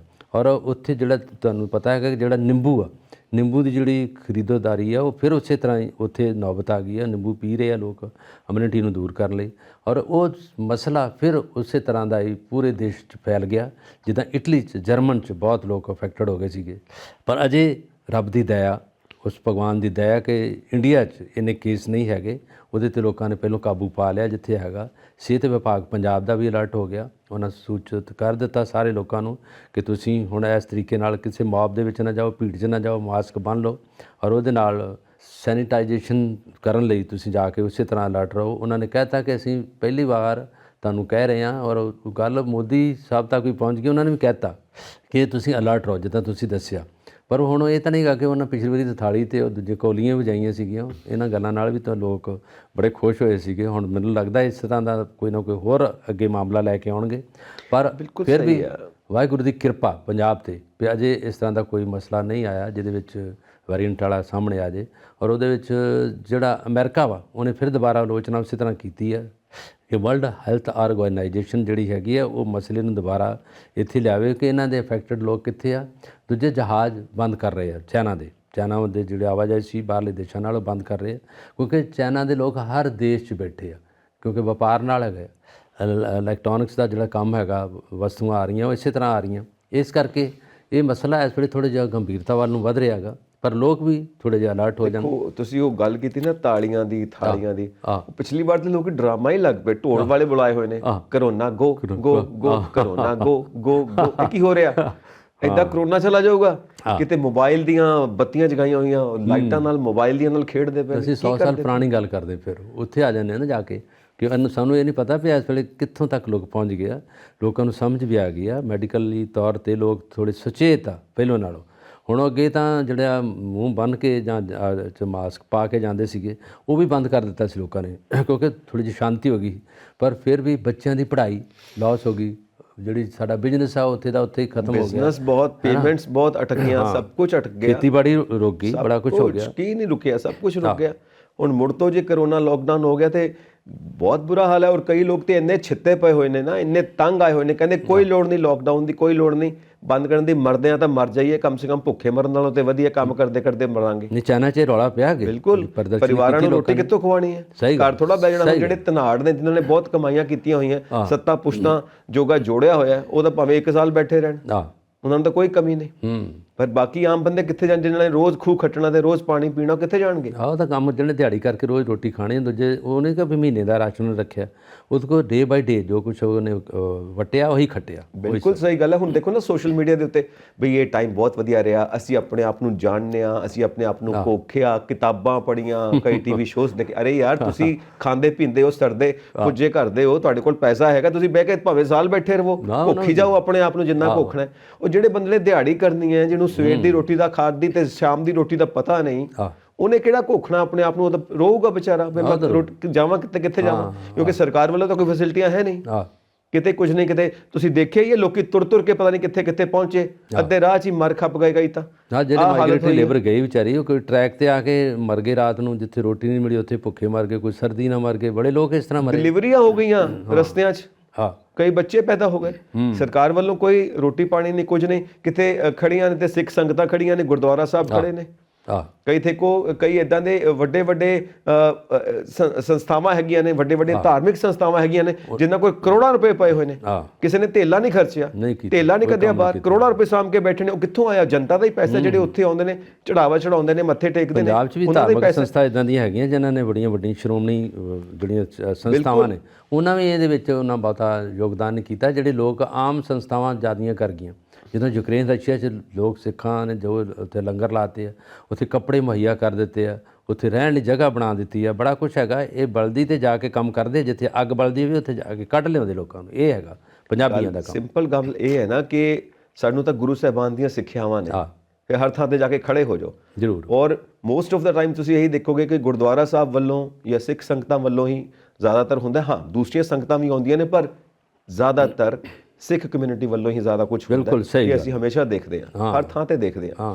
ਬਾਕੀਆਂ ਨੂੰ ਵੀ ਜ਼ਰੂਰੀ ਤੌਰ ਤੇ ਉਹਨਾਂ ਨੂੰ ਆਉਣਾ ਚਾਹੀਦਾ, ਔਰ ਆਉਂਦੇ ਵੀ ਨੇ, ਪਰ ਜਿੱਦਾਂ ਉਹ ਜ਼ਿਆਦਾ ਗਿਣਤੀ ਦੇ ਵਿੱਚ ਨੇ, ਉਸ ਹਿਸਾਬ ਦੇ ਨਾਲ ਉਹ ਪਰਸੈਂਟੇਜ ਘੱਟ ਰਹਿੰਦੀ ਹੈ। ਪੈਸਾ ਵੀ ਉਹਨਾਂ ਕੋਲ ਹੈਗਾ, ਪਰ ਉਹ ਖਰਚਦੇ ਨਹੀਂ ਹੈਗੇ। ਕਈ ਧਾਰਮਿਕ ਸਥਾਵਾਂ, ਕਈ ਸੰਸਥਾਵਾਂ ਅਸੀਂ ਦੇਖੀਆਂ ਨੇ ਜਿਨ੍ਹਾਂ ਕੋਲ ਕਰੋੜਾਂ ਰੁਪਏ ਪਏ ਨੇ, ਕਰੋੜਾਂ ਦਾ ਬਜਟ ਹੈ, ਕਰੋੜਾਂ ਦਾ ਚੜਾਵਾ ਹੈ, ਉਤੋਂ ਧੇਲਾ ਨਹੀਂ ਕਿਸੇ ਨੇ ਖਰਚਿਆ, ਸਾਰੇ ਸਾਂਭ ਕੇ ਬੈਠੇ ਹੋਏ ਨੇ। ਲੱਗ ਗਿਆ ਤਾਲਾ ਤੇ ਬੈਠ ਗਿਆ ਰਖਵਾਲਾ, ਇਹ ਵਾਲਾ ਹਿਸਾਬ ਚੱਲਦਾ ਪਿਆ। ਸੋ ਇਹ ਨਹੀਂ, ਇਹ ਸੁਸਾਇਟੀ ਦਾ ਪੈਸਾ ਹੈ, ਸੁਸਾਇਟੀ ਤੋਂ ਆਇਆ, ਸੁਸਾਇਟੀ ਨੇ ਜਮ੍ਹਾਂ ਕਰਵਾਇਆ, ਤੇ ਜਦੋਂ ਸਮਾਜ ਨੂੰ ਲੋੜ ਹੈ ਖੋਲ ਦਿਓ ਖਜ਼ਾਨੇ, ਹੋਰ ਆ ਜਾਊਗਾ। ਇਹ ਦਸਵੰਧ ਹੈ ਨਾ ਜਿਹੜਾ ਗੁਰੂ ਸਾਹਿਬ ਨੇ ਕਿਹਾ ਖੁਸ਼ ਹੈ, ਪਰਮਾਤਮਾ ਪ੍ਰਭੂ ਭਗਵਾਨ ਖੁਸ਼ ਹੈ, ਉਹ ਆਪਣੇ ਆਪ ਹੋਰ ਭੇਜ ਦੂਗਾ। ਬਿਲਕੁਲ, ਇਸ ਵਕਤ ਲੋੜ ਹੈ ਤੇ ਖਰਚ ਦਿਓ। ਸੋ ਇਹ ਸਭ ਚੀਜ਼ਾਂ ਹੋਣੀਆਂ ਚਾਹੀਦੀਆਂ ਨੇ। ਤਾਂ ਹੋਇਆ ਕਿ ਲੋਕਡਾਊਨ ਲਗਾ ਕੇ ਤੁਸੀਂ ਘਰ ਬਹਿ ਜਾਓ ਕਿ ਸਭ ਕੁਝ ਖਾਣ ਪੀਣ ਨੂੰ ਆਉਂਦਾ ਪਿਆ, ਪਰ ਇੱਥੇ ਕੁਝ ਮਿਲਦਾ ਹੀ ਨਹੀਂ ਪਿਆ, ਤੇ ਫਿਰ ਲੋਕਡਾਊਨ ਕਿੱਦਾਂ ਲਗਾਵਾਂਗੇ? ਕੀ ਚੱਲੇਗਾ ਕੰਮ? ਭੁੱਖੇ ਮਰ ਜਾਣਗੇ ਲੋਕ। ਇਹ ਤਾਂ ਵੈਸੇ ਬਚਣਾ ਚਾਹੀਦਾ, ਜਿਹੜਾ ਜਿਹਨੂੰ ਪਰਹੇਜ਼ ਕਹਿੰਦੇ ਆ ਉਹ ਹੈਗਾ। ਜੇ ਮਾਸਕ ਪਾ ਲੈਣ, ਜਿਹੜੇ ਵੱਡੇ ਸਮਾਗਮ ਉਹਨਾਂ 'ਚ ਨਾ ਜਾਣ, ਹੈ ਨਾ, ਡੋਰ ਟੂ ਡੋਰ ਜਿਹੜਾ ਲੋਕਾਂ ਨਾਲ ਮੇਲ ਜੋਲ ਬੰਦ ਕਰ ਦੇਣ, ਕਿਉਂਕਿ ਮੈਨ ਟੂ ਮੈਨ ਹੀ ਇਹ ਬਿਮਾਰੀ ਦੀ ਹੁੰਦੀ ਹੈ। ਇਹ ਐਪੀਡੈਮਿਕ ਜਿਹੜੀ ਬਿਮਾਰੀ ਹੈ ਤੋਂ ਇਸ ਤਰ੍ਹਾਂ ਬਚਿਆ ਜਾ ਸਕਦਾ। ਇਲਾਜ ਇਹਦਾ ਕੋਈ ਇੰਨਾ ਖਾਸ ਨਹੀਂ, ਨਾ ਜੇ ਤਰ੍ਹਾਂ ਹੋਇਆ। ਕੋਵਿਡ ਸ਼ੀਲਡ ਦੀ ਜਿਹੜੀ ਹੁਣ ਤੋਂ ਇੰਜੈਕਸ਼ਨ ਲੱਗਣੀ ਸੀ, ਉਹਦੇ ਤਾਂ ਇਹਨਾਂ ਨੇ ਕਰ ਲਿਆ, ਸਟੋਰ ਆ ਗਏ ਆ, ਦੁਬਾਰਾ ਇੰਜੈਕਸ਼ਨ ਲੱਗਣੇ ਸ਼ੁਰੂ ਹੋ ਰਹੇ ਆ। ਔਰ ਜਿਹੜੀ ਏਅਰਪੋਰਟ ਆ ਉੱਥੇ ਤੇ ਜਦੋਂ ਬਾਹਰੋਂ ਲੋਕ ਆ ਰਹੇ ਆ, ਉਹਨਾਂ ਤੋਂ ਵੀ ਬਚਣਾ ਚਾਹੀਦਾ ਕਿ ਕਿਹੜੇ ਦੇਸ਼ 'ਚੋਂ ਆ ਰਹੇ, ਕਿੱਥੇ ਕੀ ਕੁਝ ਹੋ ਰਿਹਾ। ਪੰਜਾਬ ਛੋਟਾ ਜਿਹਾ ਹੈਗਾ, ਜੇ ਲੋਕ ਰਲ ਮਿਲ ਕੇ ਚੱਲਣਗੇ, ਇੱਕ ਦੂਜੇ ਦਾ ਭਲਾ ਸੋਚਣਗੇ, ਤੇ ਇਸ ਬਿਮਾਰੀ ਤੋਂ ਅਸੀਂ ਦੂਰ ਰਹਿ ਸਕਦੇ ਹਾਂ। ਮੈਂ ਉਹੀ ਕਹਿ ਰਿਹਾ ਕਿ ਜਿੱਦਾਂ ਨਾ ਪੂਰੀ ਦੁਨੀਆ ਦੇ ਵਿੱਚ ਜੋ ਸਿੱਖ ਕਮਿਊਨਿਟੀ ਹੈ, ਘੱਟ ਗਿਣਤੀ ਆਪਾਂ ਕਹਿੰਦੇ ਆ ਨਾ, ਮਾਈਨੋਰਿਟੀ, ਪਰ ਜਦੋਂ ਪਰਸੈਂਟੇਜ ਦੇਖੋ, ਪਰਸੈਂਟੇਜ ਜ਼ਿਆਦਾ ਹੁੰਦੀ ਹੈ ਜਦੋਂ ਹੈਲਪ ਕਰਨ ਦਾ ਸਮਾਂ ਹੁੰਦਾ ਹੈ। ਹੈਲਪ ਕਰਨ ਵਾਸਤੇ ਜ਼ਿਆਦਾ ਤੋਂ ਜ਼ਿਆਦਾ ਆਉਣਗੇ, ਪਰਸੈਂਟੇਜ ਜ਼ਿਆਦਾ ਹੋਏਗੀ। ਕੰਮ ਕਰਨ 'ਚ ਜਦੋਂ ਕਰਦੇ ਉਦੋਂ ਬਹੁਤ ਗਿਣਤੀ ਹੈ, ਬਾਕੀ ਗਿਣਤੀ 'ਚ ਘੱਟ ਗਿਣਤੀ ਹੈ, ਜਦੋਂ ਕੰਮ 'ਚ ਬਹੁਤ ਗਿਣਤੀ ਹੈ। ਔਰ ਬਾਕੀ ਕਮਿਊਨਿਟੀਜ਼ ਬਹੁ ਗਿਣਤੀ 'ਚ ਨੇ, ਮੈਜੋਰਿਟੀ 'ਚ ਨੇ, ਪਰ ਉੱਥੋਂ ਪਰਸੈਂਟੇਜ ਘੱਟ ਹੁੰਦੀ ਹੈ। ਜਦੋਂ ਹੈਲਪ ਕਰਨ ਦੀ ਗੱਲ ਹੁੰਦੀ ਹੈ, ਜਦੋਂ ਮਦਦ ਕਰਨ ਦੀ ਗੱਲ ਹੁੰਦੀ ਹੈ, ਉਦੋਂ ਉਹਨਾਂ ਦੀ ਪਰਸੈਂਟੇਜ ਘੱਟ ਹੁੰਦੀ ਹੈ। ਉਹ ਵੀ ਪਰਸੈਂਟੇਜ ਵਧਣੀ ਚਾਹੀਦੀ ਹੈ। ਇਹ ਨਹੀਂ ਕਿ ਕਿਸੇ ਦੇ ਉੱਤੇ ਕੋਈ ਆਬਜੈਕਸ਼ਨ ਕਰਦੇ ਪਏ ਜਾਂ ਕੁਐਸਚਨ ਮਾਰਕ ਲਗਾਉਂਦੇ ਪਏ। ਇੱਕ ਸਿੰਪਲ ਗੱਲ ਹੈ, ਇਕੱਠੇ ਹੋ ਕੇ ਕਰੋ, ਭਲਾ ਕਰੋ ਤੇ ਇਕੱਠੇ ਹੋ ਕੇ ਕਰੋ। ਇਹ ਨਹੀਂ ਕਿ ਇੱਕੋ ਦੇ ਉੱਤੇ ਫੋਕਸ ਹੋਣਾ ਚਾਹੀਦਾ, ਸਭ ਦੇ ਉੱਤੇ ਫੋਕਸ ਹੋਣਾ ਚਾਹੀਦਾ। ਜਿੱਥੇ ਹੁਣ ਇੱਕ ਕੱਲਾ ਦਾ 2-11 ਹੁੰਦੇ, ਜੇ ਸਾਰੇ ਮਿਲ ਕੇ ਕਰਨਗੇ ਤੇ ਬਹੁਤ ਗਿਣਤੀ ਬਣਦੀ ਹੈ, ਲੋਕਾਂ ਦਾ ਭਲਾ ਜ਼ਿਆਦਾ ਆ ਜਾਊਗਾ। ਜਿੱਥੇ ਹੁਣ 20 ਬੰਦੇ ਕੰਮ ਕਰ ਰਹੇ ਆ, ਜੇ ਉੱਥੇ 40 ਹੋਰ ਆ ਜਾਣਗੇ ਤੇ 60 ਬੰਦਿਆਂ ਨੇ ਜੋ ਕੰਮ ਕਰ ਦਿੱਤਾ, ਲੋੜਵੰਦ ਤੱਕ, ਉਹਨਾਂ ਦੇ ਘਰ ਤੱਕ, ਉਹਨਾਂ ਦੀਆਂ ਜ਼ਰੂਰਤਾਂ ਨੂੰ ਪੂਰਾ ਕਰਨ ਲਈ ਉਹਨਾਂ ਬੰਦਿਆਂ ਦੇ ਪਿੱਛੇ ਲੱਗ ਕੇ ਕੰਮ ਕਰਨਗੇ, ਤਾਂ ਉਹ ਬਿਲਕੁਲ ਦੁਨੀਆ ਦੇ ਜਿਹੜੇ ਲੋਕ ਨੇ ਉਹ ਸੁਖੀ ਵਸਣਗੇ। ਤੇ ਇਹ ਗੱਲ ਹੈਗੀ, ਉਹੀ ਬਾਬਾ ਜੀ ਕਹਿੰਦੇ ਨੇ ਨਾ, ਸੁਖੀ ਵਸੇ ਮੋਰੋ ਪਰਿਵਾਰ, ਤੇ ਸਾਰਾ ਸੰਸਾਰ ਮੇਰਾ ਪਰਿਵਾਰ ਹੈ, ਸਭ ਸੁਖੀ ਵਸਣ। ਜੋ ਜਿੰਨਾ ਸਹਿਯੋਗ ਕਰ ਸਕਦਾ ਜ਼ਰੂਰ ਕਰੇ। ਉਦੋਂ ਮੁੱਠੀ ਘੁੱਟਣੀ ਨਹੀਂ ਹੈ, ਉਦੋਂ ਮੁੱਠੀ ਖੋਲਣੀ ਹੈ, ਉਦੋਂ ਬਿਲਕੁਲ ਪੂਰੀ ਮਦਦ ਕਰੋ। ਉਹ ਦੇਣ ਵਾਲਾ ਵਾਹਿਗੁਰੂ ਆਪੇ ਦਿੰਦਾ। ਜਿੰਨਾ ਵਰਤੋਗੇ, ਜਿੰਨਾ ਵੰਡੋਗੇ, ਜਿੰਨਾ ਲੋਕਾਂ ਤੱਕ ਪਹੁੰਚਾਓਗੇ, ਉਹਨਾਂ ਹੀ ਤੁਹਾਨੂੰ ਗੁਰੂ ਨੇ ਦੇਣਾ ਵਾ। ਉਹ ਤੁਹਾਡੀਆਂ ਝੋਲੀਆਂ ਭਰਦਾ ਹੈ। ਬਿਲਕੁਲ ਸਹੀ ਗੱਲ ਹੈ। ਸੋ ਉਸੇ ਕਰੋਨਾ ਦੇ ਨਾਲ ਜੁੜੀ ਅਗਲੀ ਗੱਲ ਹੈ ਕਿ ਰਾਹੁਲ ਗਾਂਧੀ ਨੂੰ ਕਹਿ ਰਹੇ ਨੇ ਕਿ ਤੁਸੀਂ ਭਾਰਤ ਜੋੜੋ ਯਾਤਰਾ ਜਿਹੜੀ ਹੈ ਸਟਾਪ ਕਰ ਦਿਓ, ਰੋਕ ਦਿਓ, ਕਿਉਂਕਿ ਕਰੋਨਾ ਫੈਲਦਾ ਪਿਆ। ਤੇ ਰਾਹੁਲ ਗਾਂਧੀ ਅੱਗੋਂ ਕਹਿੰਦੇ ਨੇ ਕਿ ਕੋਈ ਨਾ ਕੋਈ ਬਹਾਨਾ ਲੱਭਦੇ ਪਏ ਨੇ ਮੇਰੀ ਭਾਰਤ ਜੋੜੋ ਯਾਤਰਾ ਜਿਹੜੀ ਚੱਲਦੀ ਪਈ ਉਹਨੂੰ ਰੋਕਣ ਵਾਸਤੇ, ਤੇ ਮੈਂ ਭਾਰਤ ਜੋੜੋ ਯਾਤਰਾ ਨਹੀਂ ਰੋਕਣੀ, ਮੈਨੂੰ ਨਹੀਂ ਰੋਕ ਸਕਣਗੇ, ਮੈਂ ਆਪਣੀ ਯਾਤਰਾ ਜਾਰੀ ਰੱਖਾਂਗਾ। ਕਿਉਂਕਿ ਉਹ ਕਈ ਵਾਰ ਹਵਾਲਾ ਦਿੱਤਾ ਜਾਂਦਾ ਕਿ ਫਲਾਣੀ ਥਾਂ ਤੇ ਵੀ ਜਿਹੜੇ ਆਰਡਰਸ ਕਰ ਰਹੇ ਨੇ ਉਹ ਪ੍ਰੋਟੋਕੋਲ ਦੇਖਦੇ ਪਏ ਨੇ ਕਰੋਨਾ ਦੇ ਮੁਤਾਬਿਕ, ਉਦੋਂ ਕਰੋਨਾ ਦਾ ਖਤਰਾ ਨਹੀਂ ਹੈ। ਜਦੋਂ ਕੋਈ ਮੇਰੀ ਯਾਤਰਾ ਹੁੰਦੀ ਹੈ ਤਾਂ ਉਦੋਂ ਦੇਖਿਆ ਜਾਂਦਾ ਕਿ ਕਰੋਨਾ ਦਾ ਖਤਰਾ ਹੈ। ਤਾਂ ਇਹ ਡਬਲ ਸਟੈਂਡਰਡ ਹੈ। ਇੱਦਾਂ ਦੀਆਂ ਵੀ ਬਿਆਨਬਾਜ਼ੀਆਂ ਕਾਂਗਰਸ ਵੱਲੋਂ ਆਉਂਦੀਆਂ ਪਈਆਂ ਨੇ। ਉਹਨਾਂ ਨੇ ਕਿਹਾ, ਰਾਹੁਲ ਗਾਂਧੀ ਜੀ ਨੇ ਕਹਿੰਦੇ ਬਹਾਨਾਬਾਜ਼ੀ ਆ, ਪਹਿਲਾਂ ਤਾਂ ਇੰਨਾ ਨਹੀਂ ਸੀਗਾ, ਹੁਣ ਇਹਨਾਂ ਨੇ ਜ਼ਿਆਦਾ ਰੌਲਾ ਪਾਤਾ, ਤਾਂ ਕਹਿੰਦੇ ਸਾਡਾ ਜਿਹੜਾ ਭਾਰਤ ਜੋੜੋ ਉਹਨੂੰ ਥੋੜ੍ਹਾ ਜਿਹਾ ਉਸੇ ਤਰ੍ਹਾਂ ਦਾ ਤੋੜਿਆ ਜਾਵੇ। ਜਿੱਦਾਂ ਇਹਨਾਂ ਨੇ ਕਿਹਾ ਸੀ ਭਾਰਤ ਤੋੜ ਵਾਲੀ ਗੱਲ ਹੈ ਕਿ ਸਾਡੇ ਕੋਲ ਅੰਦਰ ਜਿੰਨੇ ਅਸੀਂ ਘੁੰਮ ਆਏ ਹਾਂ, ਯੂਪੀ, ਬਿਹਾਰ, ਕਰਨਾਟਕ ਸਾਰੇ ਸੂਬਿਆਂ 'ਚ ਘੁੰਮ ਕੇ ਆ ਗਏ ਹਾਂ ਔਰ ਪੈਦਲ ਯਾਤਰਾ ਕੀਤੀ ਹੈ। ਪਰ ਉਹਨੂੰ ਆਂਦੇ ਰੋਕਣ ਲਈ ਇਹਨਾਂ ਨੇ ਇਸ ਵੇਲੇ ਬਹਾਨਾ ਬਣਾ ਲਿਆ, ਜਦੋਂ ਕਿ ਅਸੀਂ ਫਾਲੋ ਕਰ ਰਹੇ ਹਾਂ ਇਹਨਾਂ ਸਾਰੀਆਂ ਹਦਾਇਤਾਂ ਨੂੰ ਜੋ ਸਿਹਤ ਵਿਭਾਗ ਨੇ ਦਿੱਤੀਆਂ। ਔਰ ਇਹਦੇ ਵਿੱਚ ਇਹਨਾਂ ਨੇ ਰਾਜਸਥਾਨ ਤੋਂ ਹੋ ਕੇ ਗਹਿਲੋਤ ਤੱਕ ਮਿਲ ਕੇ ਉਹਨਾਂ ਨੂੰ ਸਾਰਾ ਕੁਝ, ਫਿਰ ਇਹ ਹਰਿਆਣੇ 'ਚ ਆ ਗਏ ਹੁਣ। ਔਰ ਜਿਹੜੇ ਸਾਬਕਾ ਮੁੱਖ ਮੰਤਰੀ ਚੰਨੀ ਜੀ ਉਹ ਵੀ ਇਹਨਾਂ ਨਾਲ ਆ ਪਹੁੰਚੇ ਆ ਔਰ ਇਹਨਾਂ ਦਾ ਜਿਹੜਾ ਗਰੁੱਪ ਆ ਬਹੁਤ ਵੱਡਾ ਗਰੁੱਪ ਆ ਸਾਰਿਆਂ ਦਾ। ਫਿਰ ਇਹਨਾਂ ਪੰਜਾਬ 'ਚ ਵੀ ਐਂਟਰੀ ਅੱਜ ਲੈਣੀ ਹੈ। ਉਹਨੇ ਇਹ ਵੀ ਕਿਹਾ ਕਿ ਹੋ ਸਕਦਾ ਵੀ ਮੈਨੂੰ ਪੰਜਾਬ 'ਚੋਂ ਰੋਕਣ ਲਈ ਵੀ ਇਹਨਾਂ ਨੇ ਇਹ ਬਹਾਨਾਬਾਜ਼ੀ ਮਾਰ ਦਿੱਤੀ ਆ। ਮੈਂ ਜਦੋਂ ਆਪਣੇ ਹਦਾਇਤਾਂ ਅਨੁਸਾਰ ਚੱਲ ਰਿਹਾ ਵਾਂ ਤਾਂ ਕਿ ਇਹ ਕਹਿੰਦੇ ਆ ਕਿ ਲੋਕਾਂ ਤੱਕ ਪਹੁੰਚ ਕੇ ਉਹਨਾਂ ਨੂੰ ਆਪਣੇ ਵਿਚਾਰ ਨਾ ਦੱਸ ਸਕੇ, ਉਹਨਾਂ ਨੂੰ ਦਵੰਦ ਚੁਪਿਆਂ ਨੂੰ ਬਾਹਰ ਨਾ ਕੱਢੇ, ਤਾਂ ਕਿ ਮੇਰੀ ਅਗਲੀ ਵੋਟ ਬੈਂਕ ਜਾਂ ਲੋਕਾਂ ਤੱਕ ਮੈਂ ਪਹੁੰਚਣਾ ਉਹ ਉਹਨਾਂ ਨੂੰ ਇਹਦੇ ਪਚ ਨਹੀਂ ਰਿਹਾ। ਉਹਨੂੰ ਇਹ ਦੂਜੇ ਨਜ਼ਰ ਨਾਲ ਵੇਖ ਰਹੇ ਆ। ਉਹਨਾਂ ਨੇ ਬੜਾ ਇਕੱਲੇ ਬੋਲਦੇ ਮਾਈਕ 'ਤੇ ਜਾ ਕੇ, ਕਿਉਂਕਿ ਲੀਡਰ ਆ ਔਰ ਚੰਗੇ ਘਰਾਣੇ 'ਤੇ ਆ ਔਰ ਚੰਗੀ ਪਾਰਟੀ ਨੂੰ ਬਿਲੋਂਗ ਕਰਦੇ ਆ। ਇਸ ਕਰਕੇ ਉਹਨਾਂ ਨੂੰ ਥੋੜ੍ਹਾ ਜਿਹਾ ਗੁੱਸਾ ਵੀ ਇਸ ਗੱਲ ਦਾ ਹੈਗਾ। ਪਰ ਜੇ ਅਸੀਂ ਦੂਜੇ ਤਰੀਕੇ ਨਾਲ ਵੇਖੀਏ ਤਾਂ ਬਿਮਾਰੀ ਤਾਂ ਫੈਲੀ ਹੈ, ਸਾਰਾ ਕੁਝ ਹੈਗਾ। ਫਿਰ ਜੇ ਅਸੀਂ ਡੋਰ ਟੂ ਡੋਰ ਜਾਵਾਂਗੇ, ਨਾਲ ਫਿਰ ਮਿਲਾਂਗੇ, ਹੱਥ ਮਿਲਾਵਾਂਗੇ, ਬੜਾ ਕੁਝ ਹੈਗਾ। ਇਹਦੇ 'ਚ ਕਈ ਤਰ੍ਹਾਂ ਦੇ ਖਦਸ਼ੇ ਉਤਪੰਨ ਹੋ ਸਕਦੇ ਆ ਔਰ ਰਾਹੁਲ ਗਾਂਧੀ ਜੀ ਨੂੰ ਸੋਚਣਾ ਚਾਹੀਦਾ ਇਹਦੇ ਬਾਰੇ ਕਿ ਜੇ ਹੁਣ ਭਾਰਤ ਜੋੜੋ ਕੰਮ ਚਲਾਈ ਜਾਊਗਾ ਤਾਂ ਉਹਦੇ ਵਿੱਚ ਫਿਰ ਉਹੀ ਨਾ ਗੱਲ ਆ ਜੇ ਕਿ ਉਹਦੀ ਸਿਹਤ 'ਤੇ ਵੀ ਅਸਰ ਹੋ ਜੇ, ਨਾਲ ਜਿਹੜੇ ਜਾ ਰਹੇ ਲੀਡਰ ਉਹਨਾਂ 'ਤੇ ਵੀ ਨਾ ਕੋਈ ਇਸ ਤਰ੍ਹਾਂ ਦਾ ਅਸਰ ਹੋ ਜੇ ਮਾੜਾ, ਤਾਂ ਕਿ ਜਿਹੜੀ ਆ ਇਹਨਾਂ ਨੂੰ ਇਹਦਾ ਬਾਅਦ 'ਚ ਨੁਕਸਾਨ ਦਿਮਾਗ 'ਚ ਆ ਜਾਏ ਵੀ ਨੁਕਸਾਨ ਕਿਉਂ ਉਠਾਇਆ ਅਸੀਂ ਅਤੇ ਅਸੀਂ ਕਿਉਂ ਨਹੀਂ ਉਸ ਗੱਲ ਨੂੰ ਮੰਨਿਆ। ਇਸ ਕਰਕੇ ਇਹਨਾਂ ਨੂੰ ਚਾਹੀਦਾ ਹੈਗਾ ਕਿ ਥੋੜ੍ਹਾ ਰੋਕ ਲੈਣਾ ਚਾਹੀਦਾ। ਪਰ ਅਜੇ ਉਹ ਡਟੇ ਪਏ ਆ ਕਿ ਕਦੋਂ ਤੱਕ ਆ। ਮੈਨੂੰ ਲੱਗਦਾ ਪੰਜਾਬ ਤੋਂ ਬਾਅਦ ਸ਼ਾਇਦ ਰੋਕ ਲੈਣਗੇ। ਇੱਕ ਉਹਨਾਂ ਨੂੰ ਇਹ ਵੀ ਪਤਾ ਕਿ ਪੰਜਾਬ ਤੇ ਇਸ ਗੱਲ ਤੋਂ ਅਜੇ ਬਚਿਆ ਪਿਆ, ਗੁਰੂਆਂ ਦੀ ਧਰਤੀ ਹੈਗੀ ਆ, ਅਜੇ ਇਹਦੇ ਤਰ੍ਹਾਂ ਦਾ ਕੋਈ ਨੁਕਸਾਨ ਨਹੀਂ ਹੋਇਆ ਅਤੇ ਨਾ ਹੋਣਾ। ਉਹਨਾਂ ਪੰਜਾਬ ਨੂੰ ਤਾਂ ਇੱਕ ਵਾਰੀ ਆਉਣਾ ਹੀ ਆ। ਪੰਜਾਬ ਦੀ ਧਰਤੀ ਨੂੰ ਸਜਦਾ ਕਰਨ ਤੋਂ ਬਾਅਦ ਫਿਰ ਭਾਵੇਂ ਉਹ ਇਸ ਕੰਮ ਦਾ ਮਲੀਮ ਵੇਟ ਕਰ ਦੇਣ, ਪਰ ਉਹ ਪੰਜਾਬ 'ਚ ਆਉਣਗੇ ਕਿਉਂਕਿ ਨਾਲ ਦੇ ਪ੍ਰਦੇਸ਼ਾਂ 'ਚ ਆ ਗਏ, ਹਰਿਆਣਾ 'ਚ ਆ ਗਏ ਆ। ਹਰਿਆਣਾ ਤੋਂ ਬਾਅਦ ਉਹਨਾਂ ਨੇ ਇੱਥੇ ਆ ਜਾਣਾ ਔਰ ਲੋਕਾਂ ਨੇ ਇਹਨਾਂ ਨੂੰ ਵੈਲਕਮ ਕੀਤਾ, ਜੀ ਆਇਆਂ ਨੂੰ ਕਿਹਾ, ਸਤਿਕਾਰ ਕੀਤਾ, ਇੱਜ਼ਤ ਕੀਤੀ ਆ। ਕਿਉਂਕਿ ਪਾਰਟੀ ਨੈਸ਼ਨਲ ਪਾਰਟੀ ਆ, ਲੋਕ ਇਹਨੂੰ ਥੋੜ੍ਹਾ ਜਿਹਾ ਜਾਣਦੇ ਆ, ਕਹਿੰਦੇ ਆ ਚੰਗਾ ਘਰਾਣਾ ਹੈਗਾ ਕਿ ਰਾਜ ਕੀਤਾ ਉਹਨਾਂ ਨੇ। ਕਿਉਂਕਿ ਇਹਨਾਂ ਦੇ ਸਾਹਮਣੇ ਬੀਜੇਪੀ ਦੇ ਹੋਰ ਤਾਂ ਕੋਈ ਹੈ ਨਹੀਂ। ਉਹਨਾਂ ਨੂੰ ਪਤਾ ਕਿ ਜੇ ਪਾਰਟੀ ਹੈਗੇ ਤਾਂ ਇਹਦੀ ਵੀ ਥੋੜ੍ਹੀ ਜਿਹੀਆਂ ਜੜ੍ਹਾਂ ਖੋਖਲੀਆਂ ਕਰਦੀ ਹੈ। ਜੜ੍ਹਾਂ ਖੋਖਲੀਆਂ ਜਿਹੜੀਆਂ ਤਾਂ ਅਸੀਂ ਫਿਰ ਹਾਵੀ ਹੋ ਜਾਵਾਂਗੇ, ਨਾ ਕੋਈ ਪੁੱਛੂਗਾ ਨਾ ਕੋਈ ਦੱਸੂਗਾ। ਜੋ ਅਸੀਂ ਕਰਨਾ ਚਾਹੁੰਦੇ ਆ ਆਰਬਿਟਰੇਰੀ ਤਰੀਕੇ ਨਾਲ ਮਨਮਾਨੀਆਂ ਕਰਾਂਗੇ, ਇਹ ਵੀ ਗੱਲ ਹੈਗੀ ਆ। ਉਧਰ ਸੁਖਬੀਰ ਜੀ ਵੀ ਕਹਿੰਦੇ ਸੀ ਨਾ ਮੈਂ ਇੱਕ ਯਾਤਰਾ ਸ਼ੁਰੂ ਕਰਨੀ ਹੈ ਪੰਜਾਬ ਨੂੰ ਜੋੜਨ ਵਾਸਤੇ। ਉਹ ਵੀ ਕਰੇ ਸੁਖਬੀਰ ਭਾਜੀ ਦੀ ਯਾਤਰਾ ਵੀ ਸ਼ੁਰੂ ਹੋ ਜਾਵੇ, ਕਰੋਨਾ ਕਰਕੇ ਨਾ ਰੁਕ ਗਏ। ਮੈਨੂੰ ਲੱਗਦਾ ਰੁਕੇ ਪਏ ਇਸ ਕਰਕੇ। ਸਿਆਣੇ ਆ, ਪੜ੍ਹੇ ਲਿਖੇ ਆ, ਨੇਤਾ ਨੇ, ਉਹਨਾਂ ਸੋਚ ਲਿਆ ਕਿ ਇਹ ਵੀ ਗੱਲ ਜਿਹੜੀ ਹੈਗੀ ਆ, ਤੁਸੀਂ ਕਿਹਾ ਵੀ ਥੋੜ੍ਹੇ ਜਿਹੇ ਭਾਰੇ ਆ ਸਰੀਰ ਦੇ, ਇਹਨਾਂ ਨੂੰ ਮਜ਼ਾਕ ਕਰ ਰਹੇ ਆ, ਥੋੜ੍ਹਾ ਹੌਲੀ ਹੋਣਗੇ, ਇਹਨਾਂ ਨੂੰ ਘੁੰਮਣਾ ਚਾਹੀਦਾ। ਅਤੇ ਗੱਲ ਤਾਂ ਠੀਕ ਹੈ, ਜਿੰਨਾ ਘੁੰਮਣਗੇ, ਜਿੰਨੀ ਪਦ ਯਾਤਰਾ ਕਰਨਗੇ, ਜਿੰਨੇ ਸਟੈਪ ਲੈਣਗੇ ਪੰਜਾਬ 'ਚ ਉਹਨਾਂ ਠੀਕ ਆ। ਪਰ ਇਹ ਖਾਣ ਪੀਣ ਦੇ ਬੜਾ ਸ਼ੌਕੀਨ ਆ। ਫਿਰ ਇਹ ਹਲਵਾਈ ਦੀ ਦੁਕਾਨ 'ਤੇ ਖਲੋ ਜਾ ਕਰਨਾ, ਫਿਰ ਇਹਨਾਂ ਕੁਲਚੇ ਛੋਲੇ ਅਤੇ ਮੈਂ ਸਮੋਸੇ ਖਾਣੇ ਸ਼ੁਰੂ ਕਰ ਦੇਣੇ। ਮਤਲਬ ਖਾਂਦੇ ਪੀਂਦੇ ਯਾਤਰਾ ਕਰਨਗੇ। ਹਾਂ, ਖਾਂਦੇ ਪੀਂਦੇ ਇੰਟਰਟੇਨਮੈਂਟ ਯਾਤਰਾ। ਹਾਂ, ਚਲੋ ਆਪਾਂ ਅੱਗੇ ਵਧਦੇ ਹਾਂ। ਚਲੋ ਆਲ ਦਾ ਬੈਸਟ ਰਾਹੁਲ ਵਾਸਤੇ ਵੀ ਔਰ ਸੁਖਬੀਰ ਭਾਜੀ ਵਾਸਤੇ ਵੀ ਆਲ ਦਾ ਬੈਸਟ ਕਿ ਕਰੋ, ਭਾਰਤ ਨੂੰ ਜੋੜੋ, ਪੰਜਾਬ ਨੂੰ ਜੋੜੋ, ਕਿਉਂਕਿ ਜ਼ਰੂਰਤ ਹੈ ਇਸ ਵਕਤ ਸਾਰੇ ਮਿਲ ਜੁਲ ਕੇ ਆਪਣੇ ਦੇਸ਼ ਨੂੰ ਵਧੀਆ ਬਣਾਈਏ। ਇੱਕ ਤਾਂ ਜੀ ਨਵਜੋਤ ਸਿੱਧੂ ਹੁਣ 26 ਜਨਵਰੀ ਨੂੰ ਸ਼ਾਮ ਨੂੰ 7 ਵਜੇ ਰਿਹਾ ਹੋ ਰਹੇ ਨੇ। ਨਵੇਂ ਸਾਲ ਦਾ ਤੋਹਫਾ ਮਿਲ ਰਿਹਾ ਕਿਉਂਕਿ ਸਰਕਾਰ 26 ਜਨਵਰੀ ਦੇ ਉੱਤੇ ਕਈ ਸਜ਼ਾਵਾਂ ਮਾਫ ਕਰ ਰਹੀ ਹੈ ਤੇ ਨਵਜੋਤ ਭਾਜੀ ਵੀ ਹੁਣ ਉੱਥੋਂ ਰਿਹਾ ਹੋ ਰਹੇ ਨੇ ਪਟਿਆਲਾ ਤੋਂ। ਔਰ ਮੁੜ ਤੋਂ ਫਿਰ ਗੁਰੂ ਠੋਕੋ ਤਾਲੀ ਉਹ ਫਿਰ ਤੋਂ ਮਾਹੌਲ ਬਣਾਉਣ ਦੀ ਜ਼ਰੂਰ ਕੋਸ਼ਿਸ਼ ਕਰਨਗੇ। ਜਦੋਂ ਬਿਆਨਬਾਜ਼ੀ ਹੋ ਰਹੀ ਸੀ ਇਹਦੇ 'ਤੇ ਟਵਿੱਟਰ 'ਤੇ ਜਾਂ ਜਿਹੜੀ ਆ ਫੇਸਬੁੱਕ 'ਤੇ, ਉਹ ਥੋੜ੍ਹਾ ਸੁੰਨਾ ਜਿਹਾ ਲੱਗਦਾ ਸੀ ਕਿਉਂਕਿ ਹੁਣ ਉਹ ਅੰਦਰ ਸੀਗੇ। ਉਹਦੇ ਬਾਅਦ ਉਹਨਾਂ ਦੀ ਕੋਈ ਬਿਆਨਬਾਜ਼ੀ ਨਹੀਂ, ਕੋਈ ਕਮੈਂਟਸ ਨਹੀਂ, ਬੜਾ ਕੁਛ ਸੀਗਾ। ਲੋਕ ਚਾਹੁੰਦੇ ਸੀ ਕਿ ਸਿੱਧੂ ਆ ਜਾਏ, ਫਿਰ ਸਿਆਸਤ ਦੁਬਾਰਾ ਹੋ ਜਾਏ। ਰੌਣਕੀ ਜਿਹੜੀ ਸ਼ਖਸੀਅਤ ਆ ਉਹਨਾਂ ਦਾ ਆਉਣਾ ਲਾਜ਼ਮੀ ਵੀ ਆ, ਪਰ ਉਹ ਸਾਰੇ ਲੋਕਾਂ ਦੀ ਅਰਦਾਸ ਸੁਣ ਲਈ ਆ ਰੱਬ ਨੇ ਅਤੇ ਹੁਣ ਉਹ ਆ ਰਹੇ 26 ਜਨਵਰੀ ਨੂੰ ਹੁਕਮ ਹੋ ਰਹੇ ਉਹਨਾਂ ਨੂੰ 7 ਵਜੇ ਇਸ ਬਾਹਰਲੀ ਆਬ ਹਵਾ 'ਚ ਫਿਰ ਉਹ ਸ਼ਿਰਕਤ ਕਰਨਗੇ। ਔਰ ਉਹਦੇ ਨਾਲ ਇਹ ਵੀ ਗੱਲ ਹੈਗੀ ਕਿ ਜਦੋਂ ਇਹਨਾਂ ਨੇ ਸਿਆਸਤ ਜਦੋਂ ਦਾ ਪੈਰ ਰੱਖਿਆ ਕ੍ਰਿਕਟ ਤੋਂ ਹਟ ਕੇ, ਉਦੋਂ ਤੱਕ ਇਹਨਾਂ ਨੇ ਬੜੇ ਰੌਣਕ ਮੇਲੇ ਲਾਏ ਆ, ਬੜੀਆਂ ਉਪਾਧੀਆਂ 'ਤੇ ਰਹੇ ਆ, BJP 'ਚ ਵੀ ਰਹੇ ਆ, ਉਦੋਂ ਬਾਅਦ ਰਾਜ ਸਭਾ 'ਚ ਵੀ ਰਹੇ ਆ, ਉਦੋਂ ਬਾਅਦ ਫਿਰ ਇਹ ਪ੍ਰਧਾਨ ਕਾਂਗਰਸ ਦੇ ਪ੍ਰਧਾਨ ਵੀ ਰਹੇ ਆ। ਔਰ ਚੰਨੀ ਜੀ ਨਾਲ ਵੀ ਇਹਨਾਂ ਦਾ ਥੋੜ੍ਹਾ ਜਿਹਾ ਤਾਲੁਕਾਤ ਵਿਗੜਦਾ ਨਜ਼ਰ ਆਉਂਦਾ ਰਿਹਾ। ਫਿਰ ਉਦੋਂ ਬਾਅਦ ਇਹਨਾਂ ਦਾ ਪੁਰਾਣਾ ਕਿੱਸਾ ਜਿਹੜਾ ਛਿੜ ਗਿਆ, ਉਹ ਸਾਰਾ ਕੇਸ ਇਹਨਾਂ ਦੇ ਉੱਤੇ ਦੋਸ਼ ਮੜਿਆ ਗਿਆ। ਫਿਰ 1 ਸਾਲ ਦੀ ਇਹਨਾਂ ਨੂੰ ਸਜ਼ਾ ਹੋ ਗਈ। ਸਜ਼ਾ ਹੋਣ ਤੋਂ ਬਾਅਦ ਇਹਨਾਂ ਨੇ 6 ਮਹੀਨੇ ਵੀ ਨਹੀਂ ਕੱਟੇ ਅਤੇ ਵੇਖ ਲਓ ਫਿਰ ਹੁਣ ਆ ਰਹੇ ਆ।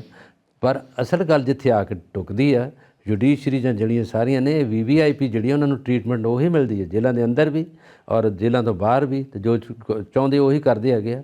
ਜਿਹੜੇ ਹੁਣ ਕੁਝ ਪੰਜਾਬ ਦੇ ਲੋਕ ਸਜ਼ਾ ਭੁਗਤ ਚੁੱਕੇ ਨੇ, ਹੈ ਨਾ, ਉਹਦੇ ਵਿੱਚ ਸਜ਼ਾ ਭੁਗਤਣ ਤੋਂ ਬਾਅਦ ਉਹਨਾਂ 'ਤੇ ਬਹੁਤ ਪੈਰਵਾਈ ਕੀਤੀ ਆ। ਹੋਮ ਮਿਨਿਸਟਰ ਤੱਕ ਵੀ ਸ਼੍ਰੋਮਣੀ ਕਮੇਟੀ HPC ਪਹੁੰਚ ਚੁੱਕੀ ਆ। ਉਹਦੇ 'ਚ ਉਹਨਾਂ ਨੇ ਲਿਖ ਕੇ ਵੀ ਦੇ ਦਿੱਤਾ ਉਹਨਾਂ ਦੇ, ਔਰ ਉਹਦੇ 'ਤੇ ਉਹਨਾਂ ਨੇ ਮੰਗ ਕੀਤੀ ਹੈ ਕਿ ਉਹਨਾਂ ਨੂੰ ਹੁਣ ਸਜ਼ਾ ਪੂਰੀ ਲਾਓ। ਉਹ ਆਏ ਨਹੀਂ ਅਜੇ ਤੱਕ, ਨਾ 15 ਅਗਸਤ 'ਤੇ ਉਹਨਾਂ ਨੂੰ ਬਾਹਰ ਕੱਢਿਆ ਗਿਆ, ਨਾ 26 ਜਨਵਰੀ 'ਤੇ VVIP ਸਾਰੇ ਬੰਦੇ ਆ ਰਹੇ ਬਾਹਰ।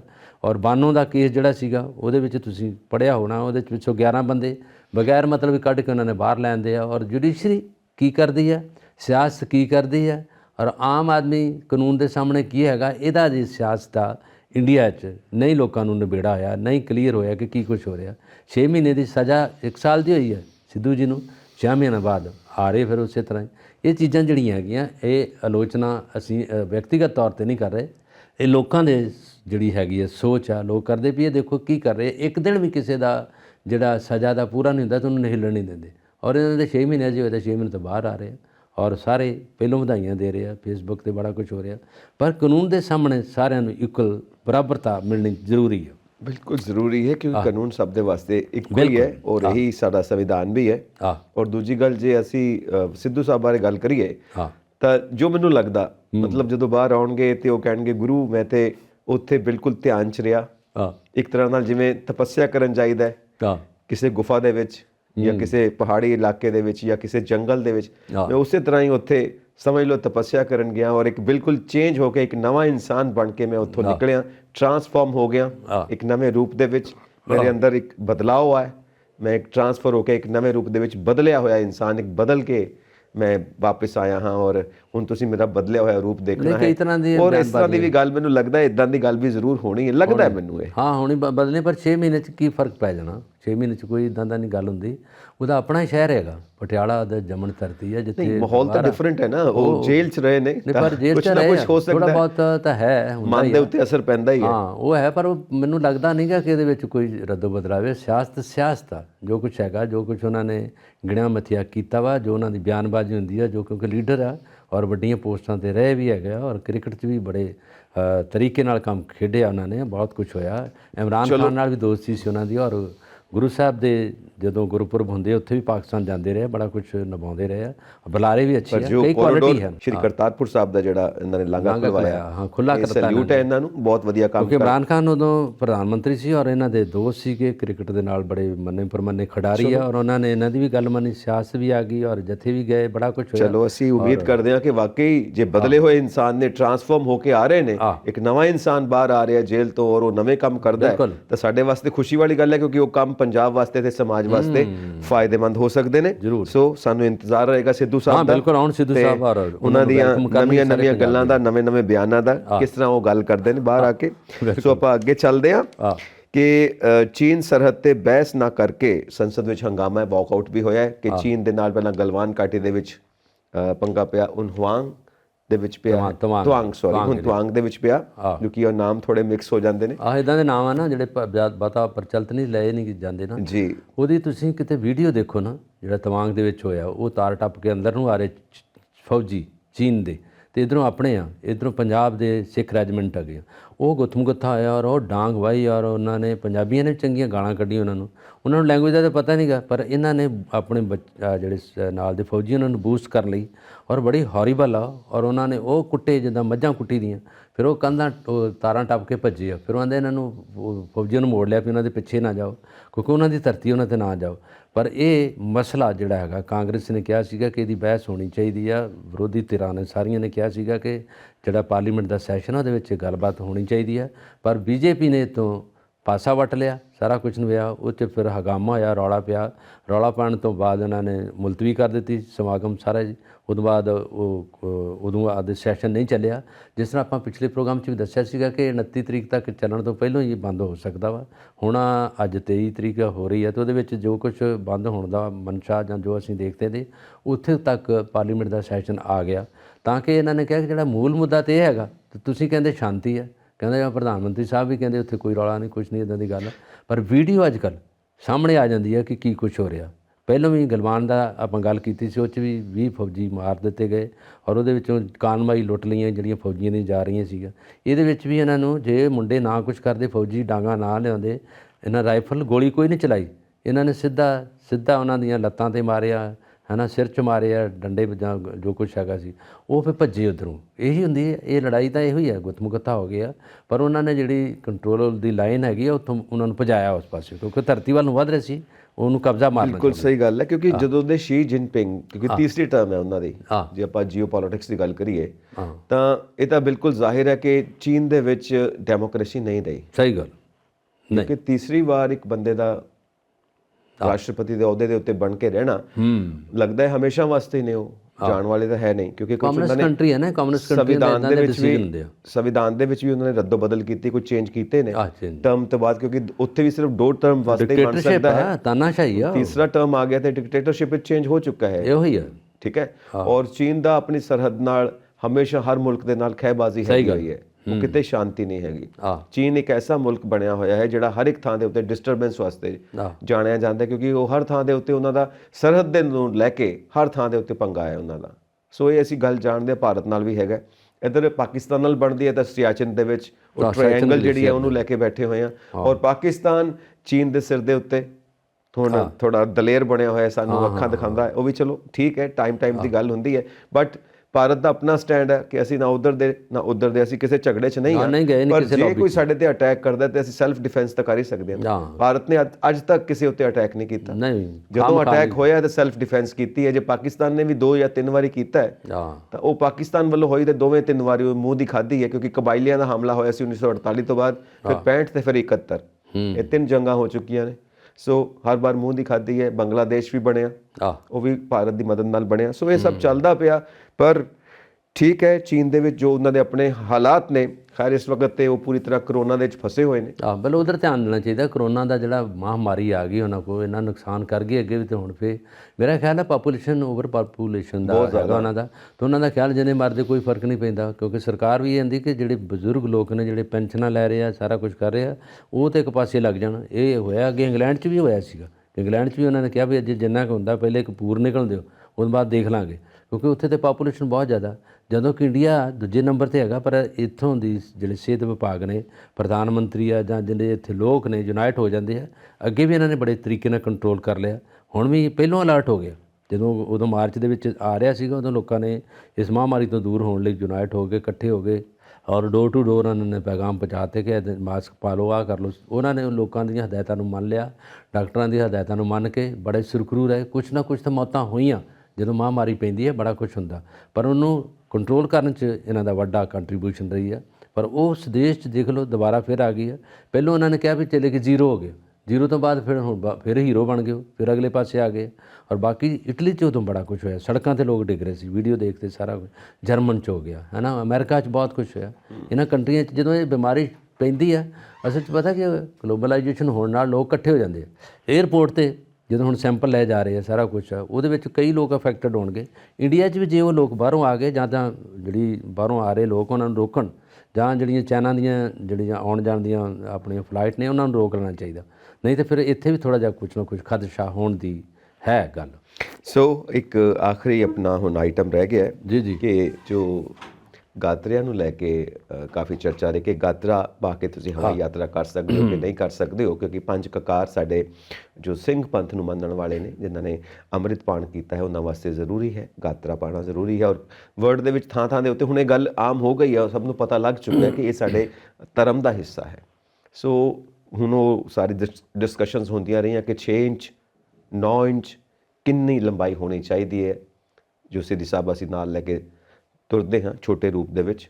ਇਸ ਬਾਰੇ ਹੁਣ ਪਟੀਸ਼ਨਸ ਰੱਦ ਵੀ ਹੋਈਆਂ ਨੇ ਤੇ ਨਵੇਂ ਫੈਸਲੇ ਵੀ ਕੋਰਟਸ ਵੱਲੋਂ ਕੀਤੇ ਗਏ ਨੇ, ਔਰ ਅਲਾਉ ਵੀ ਕੀਤਾ ਹੈ ਹਵਾਈ ਯਾਤਰਾ ਦੇ ਵਿੱਚ ਗਾਤਰਾ ਪਾਇਆ ਜਾ ਸਕਦਾ। ਹਾਂ, ਇਹ ਡੋਮੈਸਟਿਕ ਹਵਾਈ ਯਾਤਰਾ ਜਿਹੜੀ ਹੈ ਉਹਦੇ ਵਿੱਚ ਉਹਨਾਂ ਨੂੰ ਹੁਕਮ ਦੇ ਦਿੱਤੇ ਗਏ ਆ, ਹੋ ਗਿਆ ਫਾਈਨਲ, ਕਿਉਂਕਿ ਉਹਨਾਂ ਨੇ ਖਾਰਜ ਕਰਤੀ ਹੈ। ਦਿੱਲੀ ਹਾਈ ਕੋਰਟ 'ਚ ਇਸ ਯਾਚਕਾ ਦਾਇਰ ਕੀਤੀ ਸੀ, ਉਹਨਾਂ ਨੇ ਖਾਰਜ ਕਰ ਦਿੱਤਾ ਕਿ ਇਹ ਅਲਾਉਡ ਆ। ਉਹਦੇ 'ਚ ਹਾਈ ਕੋਰਟ ਨੇ ਕਿਹਾ ਜੇ ਤੇ 9 ਇੰਚ ਦੀ ਜਿਹੜੀ ਆ ਉਹ ਲੈ ਕੇ ਯਾਤਰਾ ਕਰ ਸਕਦੇ ਆ। ਔਰ ਜਿਸ ਤਰ੍ਹਾਂ ਅਮਰੀਕਾ ਦੇ ਜਿਹੜੇ ਯੂਨੀਵਰਸਿਟੀਆਂ ਦੇ ਕੰਪਲੈਕਸ ਵਿੱਚ ਸਿੱਖਾਂ ਦੇ ਮੁੰਡਿਆਂ ਅਤੇ ਕੁੜੀਆਂ ਨੂੰ ਗਾਤਰੇ ਪਾਉਣ ਦਾ ਹੁਕਮ ਹੋ ਗਿਆ ਸੀਗਾ, ਉਹਦੇ ਨਾਲ ਹੀ ਇਹ ਦੁਬਾਰਾ ਜਿਹੜਾ ਇਹਦੀ ਯਾਚਕਾ ਕਿਹਨੇ ਕਰ ਦਿੱਤੀ ਕਿ ਇਹਦੇ ਵਿੱਚ ਜਹਾਜ਼ 'ਤੇ ਨਹੀਂ ਚੜ੍ਹਨਗੇ, ਪਰ ਇਹ ਅਲਾਉਡ ਕਰ ਦਿੱਤਾ। ਸਿਮਰਨਜੀਤ ਮਾਨ ਨੇ ਜਦੋਂ ਇਹਨਾਂ ਦੀ ਵਜ਼ਾਰਤ ਬਣੀ ਸੀ ਇੱਥੇ, ਇਹਨਾਂ 13 ਸੀਟਾਂ 84 ਦੇ ਵਿੱਚ ਜਿੱਤੀਆਂ ਸੀਗੀਆਂ। ਇਹ ਪਾਰਲੀਮੈਂਟ 'ਚ ਗਾਤਰਾ ਲੈ ਕੇ ਜਾਣਾ ਚਾਹੁੰਦੇ ਸੀਗੇ, ਪਰ ਨਹੀਂ ਅੰਦਰ ਜਾਣ ਦਿੱਤਾ, ਨਹੀਂ ਅਲਾਉ ਕੀਤਾ, ਇਹ ਅੰਦਰ ਹੀ ਨਹੀਂ ਗਏ। ਇਹ ਅੰਦਰ ਨਹੀਂ ਗਏ ਉਦੋਂ ਬਾਅਦ। ਫਿਰ ਉਹਦੋਂ ਬਾਅਦ ਲੋਕ ਇਹਦੀ ਆਲੋਚਨਾ ਕਰਦੇ ਰਹੇ ਕਿ ਹੁਣ ਇਹਨਾਂ ਨੂੰ ਨੁਮਾਇੰਦੇ ਬਣਾ ਕੇ ਭੇਜਿਆ, ਇਹ ਕਿਉਂ ਨਹੀਂ ਉੱਥੇ ਜਾ ਕੇ ਗੱਲ ਕਰਦੇ ਪੰਜਾਬ ਦੀ, ਜਦੋਂ ਕਿ ਪੰਜਾਬ ਇਸ ਵੇਲੇ ਕਰਜ਼ੇ ਤੋਂ ਹੀ ਸੁਰਖਰੂ ਨਹੀਂ ਹੋਇਆ, ਹੋਰ ਚੀਜ਼ਾਂ ਵੀ ਹੈਗੀਆਂ। ਤੁਸੀਂ ਗਾਤਰਾ ਤੇ ਜਿਹੜਾ ਬਾਹਰ ਪਾ ਲਓ, ਜੇ ਨਹੀਂ ਮੰਨਦੀ ਗੌਰਮੈਂਟ, ਜੇ ਨਹੀਂ ਕਰ ਰਹੀ, ਉਧਰ ਸਿਕਿਉਰਿਟੀ ਨਹੀਂ ਜਾਣ ਦਿੰਦੀ, ਤੇ ਤਰੀਕੇ ਨਾਲ ਚੱਲ ਜਾਓ। ਔਰ ਉਦੋਂ ਰੋਕ ਲਾ ਲਈ। ਪਰ ਹੁਣ ਜਿਹੜੀ ਆ BJP ਦੇ ਨਾਲ ਜਿਹੜੀ ਆ ਇਸ ਵੇਲੇ ਜੁਡੀਸ਼ਰੀ ਹੈ, ਉਹਨਾਂ ਨੇ ਵੀ ਇਹ ਪੱਖ ਪੂਰਿਆ। ਉਹਨਾਂ ਨੇ ਕਹਿਤਾ ਕਿ ਸੈਲਫ ਪ੍ਰੋਟੈਕਸ਼ਨ ਲਈ ਹੈਗੀ ਆ, ਉਹਨਾਂ ਨੇ ਆਪਣੀ ਆਤਮ ਰੱਖਿਆ ਲਈ ਰੱਖੀ ਆ, ਆਪਣਾ ਤੋਂ ਬਚਾਅ ਕਰਨ ਲਈ ਰੱਖਿਆ ਹੈਗਾ। ਇਹਦੇ ਵਿੱਚ ਗੁਰੂ ਸਾਹਿਬਾਨ ਨੇ ਇਹ 5 ਕੱਕਿਆਂ ਦੇ ਵਿੱਚ ਸ਼ਾਮਲ ਕੀਤਾ ਸੀਗਾ। ਇਹਨੂੰ ਦੁਬਾਰਾ ਫਿਰ ਉਸੇ ਤਰ੍ਹਾਂ ਬਰਕਰਾਰ ਰੱਖਿਆ ਜਾਵੇ। ਔਰ ਬੜੇ ਤਰੀਕੇ ਨਾਲ ਇਹ ਆਈ ਖਬਰ, ਔਰ ਲੋਕ ਖੁਸ਼ੀ ਦੀ ਲਹਿਰ ਲੋਕਾਂ 'ਚ ਉਮੜ ਗਈ ਹੈ। ਲੋਕ ਚਾਹੁੰਦੇ ਨੇ ਕਿ ਉਸੇ ਤਰ੍ਹਾਂ ਅਸੀਂ ਜਿਨ੍ਹਾਂ ਨੇ ਅੰਮ੍ਰਿਤ ਛਕਿਆ, ਉਹ ਪਾ ਕੇ ਆਪਣੇ ਬਾਣੇ ਵਿੱਚ 5 ਕੱਕਿਆਂ ਲਾ ਕੇ ਸਵਾਰ ਕਰਕੇ ਉਹ ਹਵਾਈ ਜਹਾਜ਼ ਦੀ ਯਾਤਰਾ ਕਰ ਸਕਦੇ ਆ। ਬੜੀ ਅੱਛੀ ਗੱਲ ਹੈ। ਧਰਮ ਨੂੰ ਜਿਹੜਾ ਮੰਨਣਾ ਔਰ ਗੁਰੂ ਦੇ ਉਪਦੇਸ਼ਾਂ ਨੂੰ ਮੰਨਣਾ ਜੁਡੀਸ਼ਰੀ ਦਾ ਬਹੁਤ ਵੱਡਾ ਰੋਲ ਹੈ। ਬਿਲਕੁਲ ਰੋਲ ਹੈ। ਔਰ ਸਾਡਾ ਭਾਰਤ ਜੋ ਹੈ ਉਹ ਵੱਖ-ਵੱਖ ਧਰਮਾਂ ਦਾ ਦੇਸ਼ ਹੈ। ਜੀ। ਔਰ ਸਾਨੂੰ ਚਾਹੀਦਾ ਕੀ ਹੈ ਕਿ ਹਰ ਧਰਮ ਦੀ ਅਸੀਂ ਇੱਜ਼ਤ ਕਰੀਏ, ਹਰ ਧਰਮ ਨੂੰ ਅਸੀਂ ਸਮਝੀਏ ਕਿ ਉਹਨਾਂ ਦਾ ਅਕੀਦਾ ਕੀ ਹੈ, ਉਹਨਾਂ ਦੀਆਂ ਰਿਵਾਇਤਾਂ ਕੀ ਨੇ, ਪਰੰਪਰਾਵਾਂ ਪੁਰਾਣੀਆਂ, ਉਹਨਾਂ ਦੀ ਉਲੰਘਣਾ ਨਹੀਂ ਹੋ ਸਕਦੀ। ਜੋ ਗੁਰੂ ਸਾਹਿਬਾਨ ਨੇ ਜਾਂ ਦੇਵਤੇ ਦੇਵੀਆਂ ਨੇ ਕਿਹਾ ਵਾ, ਉਹ ਗੱਲਾਂ ਦੇ ਵਿੱਚ ਕਈ ਚੀਜ਼ਾਂ ਦਾ ਨਿਚੋੜ ਆ। ਉਹਨਾਂ ਦੇ ਪਿੱਛੇ ਬਹੁਤ ਕੁਝ ਸਾਇੰਟੀਫਿਕ ਅਪਰੋਚ ਵੀ ਹੈਗੀ ਹੈ, ਧਾਰਮਿਕ ਅਪਰੋਚ ਵੀ ਹੈਗੀ ਹੈ। ਕਈ ਤਰ੍ਹਾਂ ਦੀਆਂ ਜਿਹੜੀਆਂ ਚੀਜ਼ਾਂ ਜਿਹੜੀਆਂ ਸਮਰੱਥ ਹੋ ਕੇ ਸਾਡੇ ਸਾਹਮਣੇ ਆਉਂਦੀਆਂ। ਬਿਲਕੁਲ ਜੀ, ਜੋ ਮੰਨਿਆ ਜਾ ਰਿਹਾ ਹੈ ਸਦੀਆਂ ਤੋਂ, ਉਹਦੇ ਬਾਰੇ ਜ਼ਰੂਰ ਸਭ ਨੂੰ ਗਹਿਰਾਈ ਨਾਲ ਸੋਚ ਕੇ ਵਿਚਾਰ ਕਰਕੇ ਫਿਰ ਆਪਣੇ ਵਿਚਾਰ ਦੇਣੇ ਚਾਹੀਦੇ ਨੇ। ਤੇ ਤੁਸੀਂ ਵੀ ਸਾਨੂੰ ਆਪਣੇ ਵਿਚਾਰ ਜ਼ਰੂਰ ਭੇਜੋ, ਇਨਬਾਕਸ ਕਰੋ। ਸਾਡਾ ਚੈਨਲ ਪੰਜਾਬ ਮੇਲ USA TV ਸਬਸਕ੍ਰਾਈਬ ਕਰੋ। ਚਲਿਏ ਜੀ। ਜੀ ਬਿਲਕੁਲ। ਸਤਿ ਸ੍ਰੀ ਅਕਾਲ ਜੀ।